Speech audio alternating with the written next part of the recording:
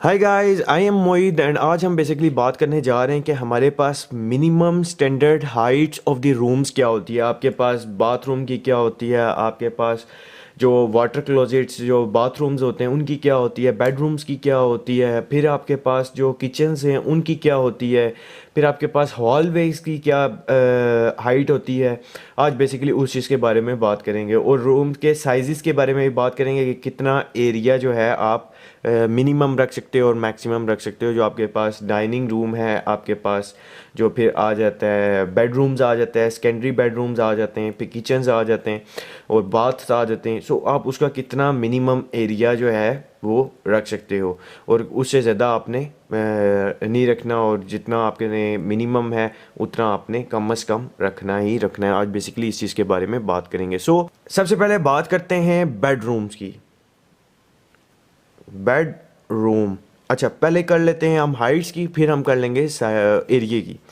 Bedroom की बात करते हैं। बेडरूम की आपके पास जो स्टैंडर्ड हाइट होती है वो आपके पास 2.3 मीटर, 2.3 मीटर कम से कम आपके पास बेडरूम की हाइट होनी ही होनी चाहिए। बट समटाइम्स हम जो है रूम के हाइट्स को देख रहे होते हैं 2.1 मीटर। समटाइम्स वो भी जब आपके पास 100% फ्लोर जो आपके पास रिक्वायर्ड फ्लोर एरिया है वो 100% हो, फिर आप 2.1 के साथ जा सकते हो। नहीं तो आपके पास 2.3 आपके पास हाइट होती है जो आपके पास बेडरूम्स होते हैं मिनिमम।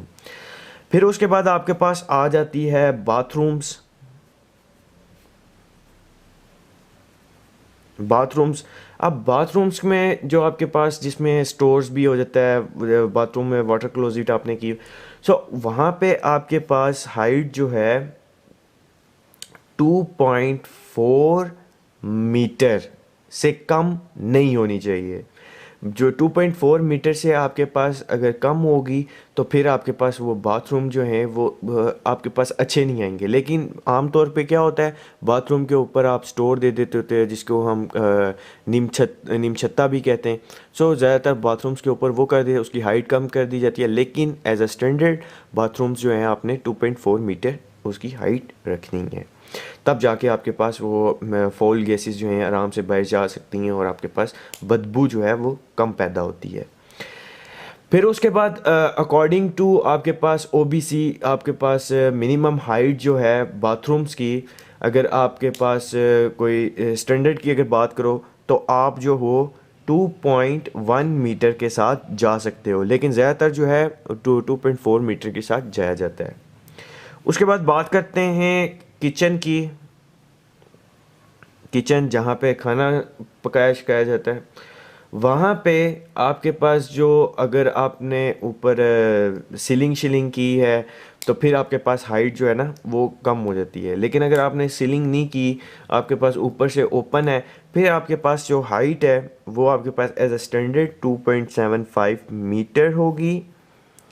2.75 मीटर जो है मीन्स कि आपके पास नीचे से लेके ऊपर रूफ तक की बात हो रही है।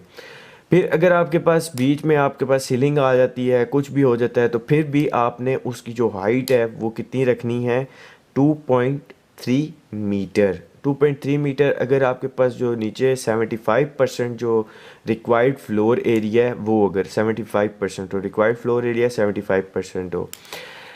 अगर आपके पास ऊपर सीलिंग भी है, नीचे आपने जो थोड़ी सी उसको उठाया भी है, जो आपके पास होता है ना फ्रेश को उठा देते होते हैं, फिर भी अगर आपने किया है ये सब कुछ तो आपके पास 2.1 मीटर होनी ही होनी चाहिए किचन की हाइट, उससे कम नहीं होनी चाहिए। अब बात करें हम हॉलवेज की। हॉलवेज की बात करें, जो हमारे पास हॉल्स होते हैं, जो बाहर हॉल बनाए जाते हैं, मैन इंट्रेंस होती है, इसकी मिनिमम हाइट जो है वो आपके पास 2.1 मीटर होनी ही होनी चाहिए। 2.1 मीटर, इससे कम नहीं आप जा सकते। 2.1 मीटर आपके पास एज अ स्टैंडर्ड यूज़ होता है। फिर ज़्यादातर जो है 2.1, फिर ज़्यादातर जो हम यूज़ कर रहे थे वो भी बता देता हूँ कि हम 2.7 मीटर ज़्यादातर जो है 2.7 मीटर के साथ जा रहे होते हैं। लेकिन मिनिमम जो है आपके पास इतनी होनी ही होनी चाहिए। अब उसके बाद बात करें हम एरिया की।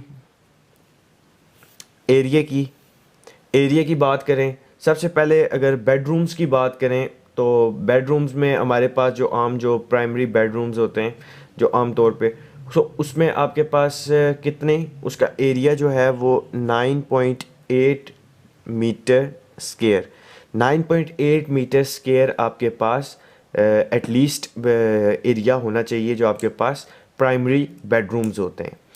जो आपके पास सेकेंडरी बेडरूम्स होते हैं, मतलब कि आपके पास ज़्यादातर यूज़ नहीं हो रहे होते, ये प्राइमरी में लिख देता हूँ, और ये आपके पास सेकेंडरी। सो सेकेंडरी में आपके पास 7 मीटर स्क्वायर आप उसके साथ जा सकते हो एरिया, ये कर देता हूँ ताकि तुहानू पता चल जाए। सो ये आप उसके साथ जा सकते हो।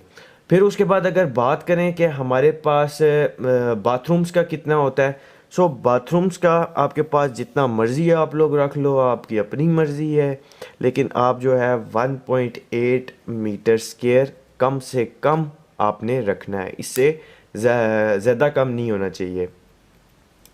अगर आपके पास जो बाथरूम्स हैं वो कंबाइन है with water closets, so different जो आपके पास होता है स्टोर्स भी आपका, सो आपके पास उसमें कम अज़ कम जो है वो 2.8 मीटर स्क्वायर आपके पास होनी चाहिए स्पेस जो आपके पास बाथरूम्स हैं।